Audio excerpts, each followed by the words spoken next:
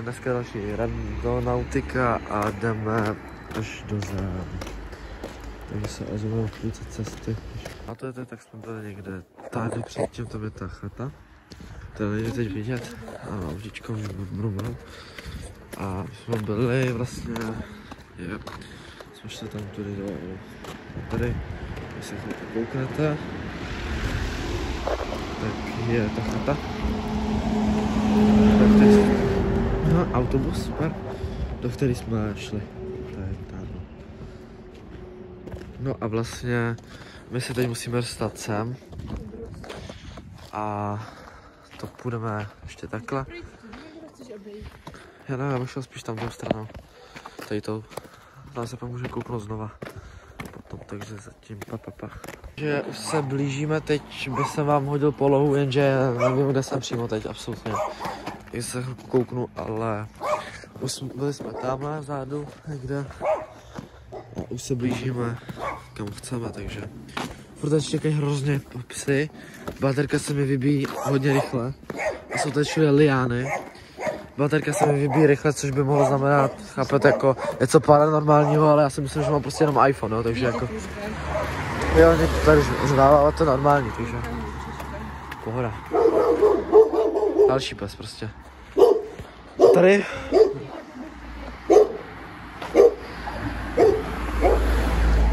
Už jdeme... Jsme už tam, kde vám ukážu. Snad to tam teda dám a už tam budem jenom počkat chvilku, až se tam zajdem a natočím to vám všechno, nebojte se. Co se s tebou? Čau. A jdeme. Tam se půjdem kouknout pak.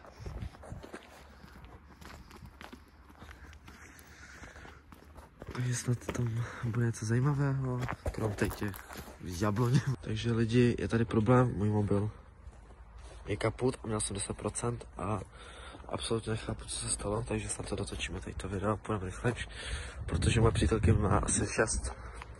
Takže tady bychom se sem vrátili zítra, nebo ještě večer, to uvidíme, jak se nám bude chtít.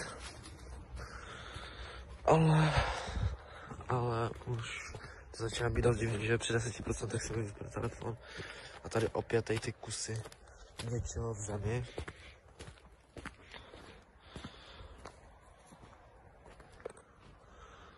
Ptáček.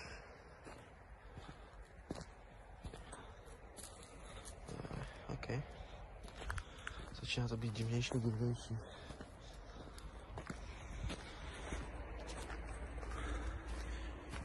Pičo, to jako to ptáka vyjebaného. Já se koukám tak všude kolem sebe. Jakoby, ale nic tady nemůžu najít, jako. Je to celý velký rádius, sice jsem asi už přes ten rádius, ale tenkrát jsme byli přes rádius a našli jsme dost zajímavé věci. A to je nějaká brána, já tam můžu. Ale to je oprocený dobrý.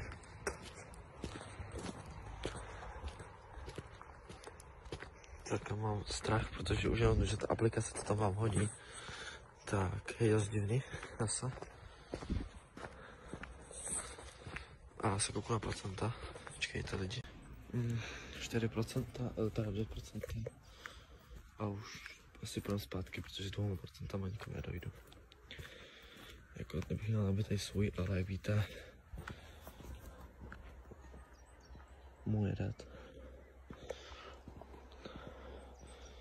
No, tak sem se příště kouknem.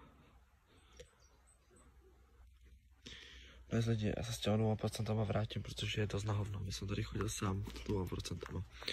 A bez druhého mobilu, kdyby náhodou se cokoliv stalo, tak abych si mohl zavolat pomoc, někoho nevíte, třeba zvíře na mě vyběhne, zraním se nebo něco. Zase ty flašky. Pokaždé jsou tady flašky hrozně. WTF. Pohřebiště šneků vám říkám, vole.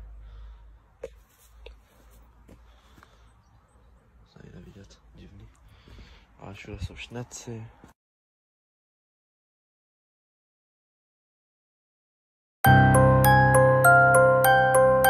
Počkáme si tady skoro, asi já nevím kolik je do...